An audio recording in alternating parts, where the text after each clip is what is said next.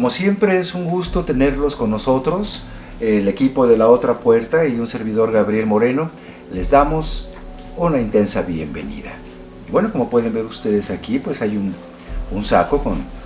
algunas semillas que servían antiguamente para configurar símbolos e interpretar muchas cosas que habían sucedido, que estaban aconteciendo o que estaban en el porvenir. Lo cierto es que en cierto códice, si mal no recuerdo es el florentino, aparece Zipactónatl con Oxomoco, una pareja de deidades que están tomando en cuenta a través de este oráculo la manifestación de energías para poder crear el mundo.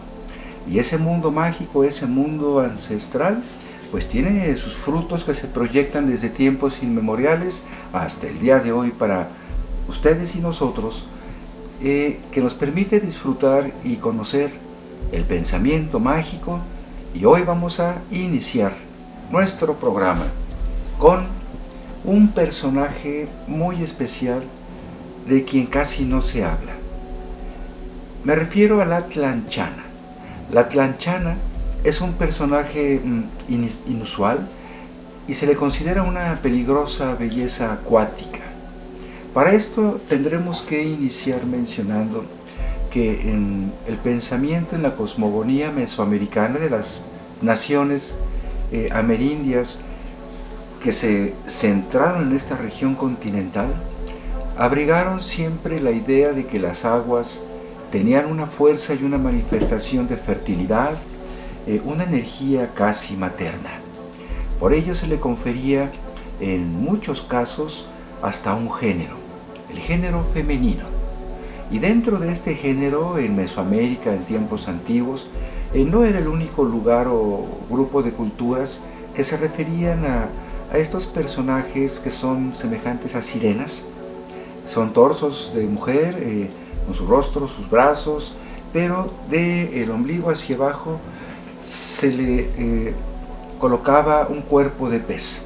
hasta rematar en bellas y escamosas colas. Lo cierto es que dentro de estas figuras siempre ha habido muchas variaciones, pero todas ellas están ligadas a el misterio de la energía del agua. Y bueno, la Tlanchana es un personaje prehispánico, es antiguo y se centra en la cosmovisión del pueblo ñañú o tomí, particularmente en el Estado de México, que es un lugar en el cual siguen perdurando las creencias en cuanto a este espíritu poderoso que vive en el agua y que tiene la capacidad de influir sobre los seres humanos. Justamente en varios códices aparecen especies de flujos de agua que salen de la madre tierra o de montañas o cavernas para darle fuerza y vida a la existencia tanto de la floresta como los seres que en estas habitan. La Tlanchana en concreto se dice, de acuerdo a la leyenda del sitio, que tenía su morada en la laguna de San Pedro, que está aproximadamente a unos 8 o 9 kilómetros a lo mucho al oriente de Metepec, en el Estado de México. Y se dice que en esa ciénaga la Tlanchana tenía la capacidad de transfigurarse. Había quienes la veían y de tener un aspecto grácil, bello. Tenía 3 manifestaciones que eran las comunes para ella. Si simplemente quería estar nadando en las aguas, porque además podía salir de esa laguna, podría andar en ríos, en canales, donde hubiese agua, ella podría transitar sin problema alguno. Pero si ella centraba sus pasiones en un varón que le agradara y éste la desairaba, entonces su cola se transformaba en una especie de látigo, en un chicote con el cual se daba la tarea de tomar, jalar y llevar a ese hombre a las aguas para ahogarle. Cuando estaba muy apasionada y el ser elegido por ella para sus pasiones no se aproximaba a las aguas, se dice que podría transformar su cola de serpiente en piernas humanas. Y se dice que en muchos lugares tal vez la tlanchana haya transitado en medio de plazas en pos de alguna pasión no alcanzada con inmediatez, y que las personas, sin darse cuenta, tenían en su proximidad a un poderoso y caprichoso espíritu que quería alimentar su existencia con intensas pasiones. Y también, cuando transmutaba su cola de serpiente o piernas humanas en las de un pez,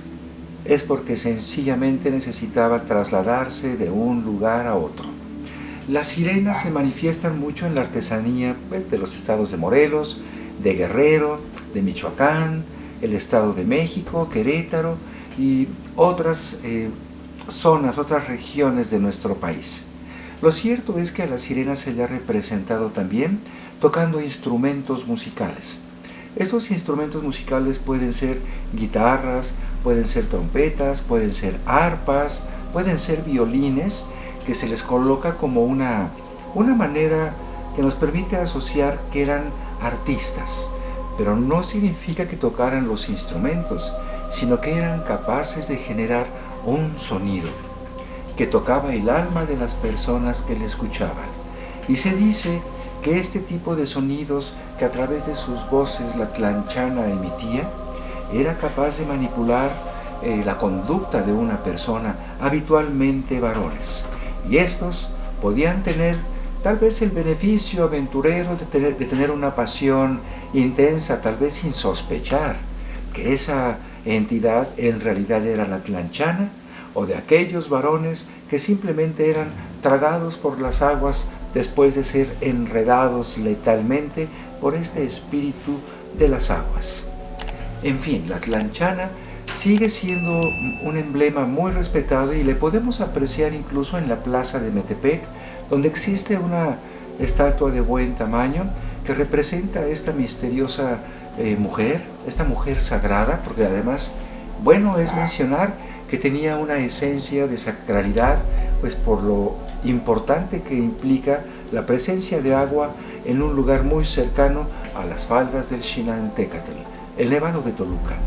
Y bueno, para mencionar otro tipo de manifestación más allá de esa zona de Metepec, Estado de México, demos un paso a Xochimilco,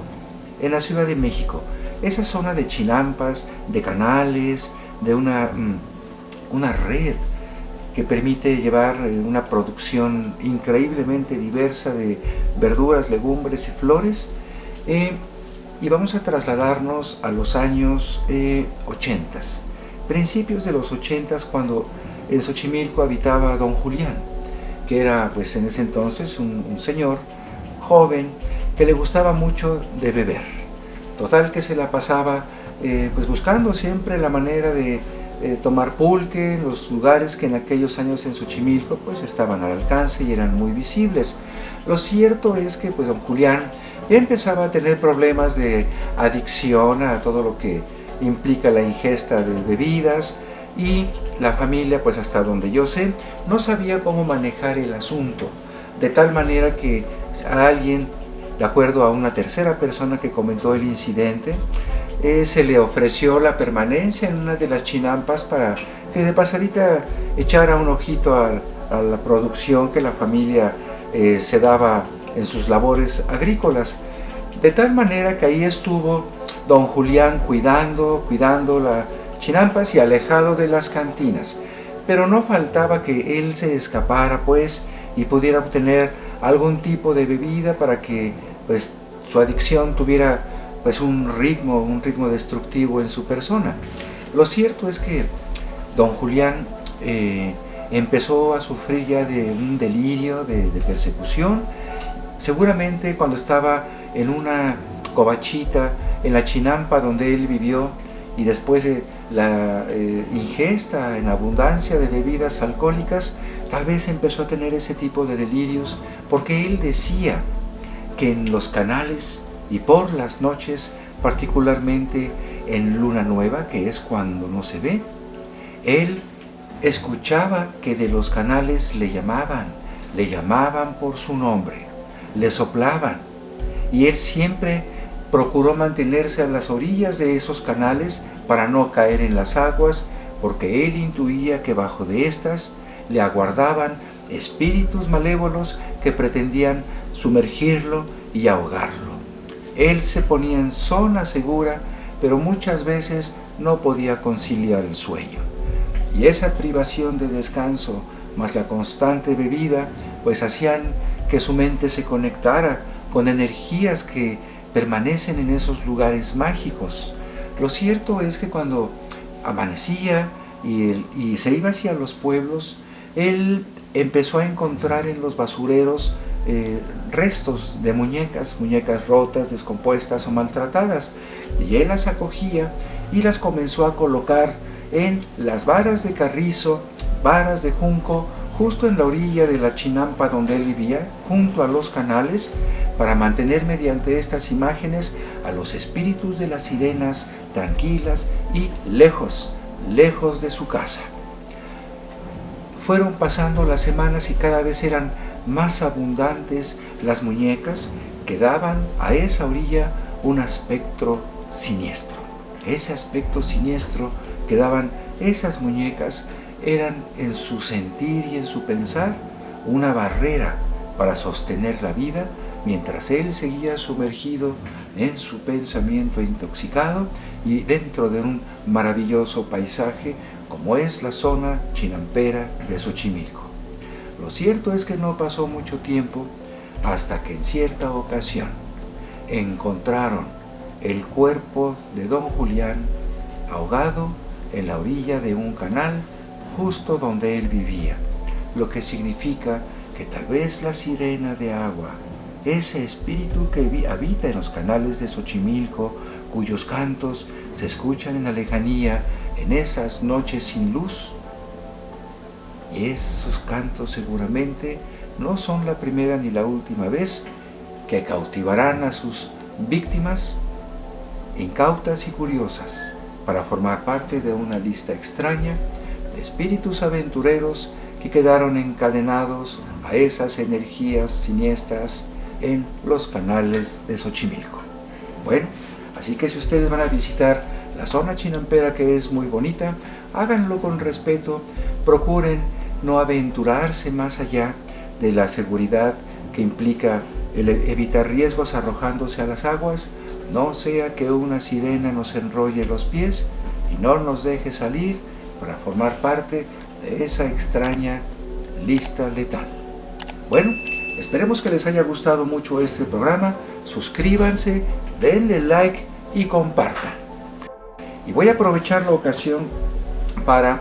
agradecer el equipo de La Puerta y un servidor,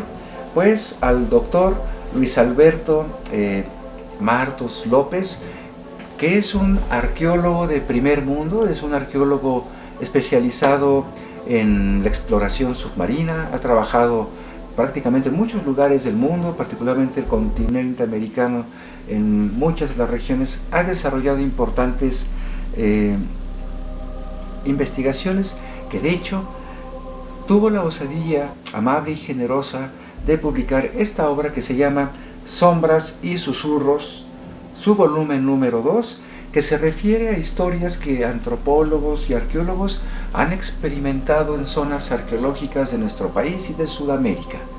Aquí se manifiestan pues seres espectrales infantes, sucesos en zonas inexploradas vírgenes, todo lo que tiene que ver con lo que un arqueólogo en esas aventuras a través de los tiempos pudiesen experimentar. Aquí es un fragmento de ese arco iris de maravillas incógnitas que recomendamos para que lo busquen ustedes a través de cualquier medio donde se pueden comercializar los libros. El título es Sombras y Susurros y los autores son Luis Alberto López Barrio y Luis Alberto Martos López, a quien agradecemos el obsequio de este segundo tomo de su saga de 3, cuya presentación está ya muy próxima. Así que bueno, les dejamos y nos veremos muy pronto más allá de la otra puerta. Hasta entonces. Vámonos de viaje este domingo 27 de octubre a Amatlán de Quetzalcóatl y Tepoztlán, en el estado de Morelos. En Amatlán de Quetzalcóatl conoceremos todas las tradiciones muy ligadas a la curandería tradicional y ancestral náhuatl de esa región, y En Tepoztlán viviremos toda la parafernalia, toda la cosmogonía previa a la celebración de Todos Santos, el Día de Muertos, donde veremos sus flores, sus inciensos, sus velas, todos los ornamentos que se utilizan en un sitio de poder tan interesante e intenso como lo es Tepoztlán. Tenemos lugares. Llámenos al 55 54 99 14 05 o hagan contacto por Facebook en Centro Holístico Luminar. Y viajemos juntos, hagamos turismo mágico en este misterioso país. Hasta entonces.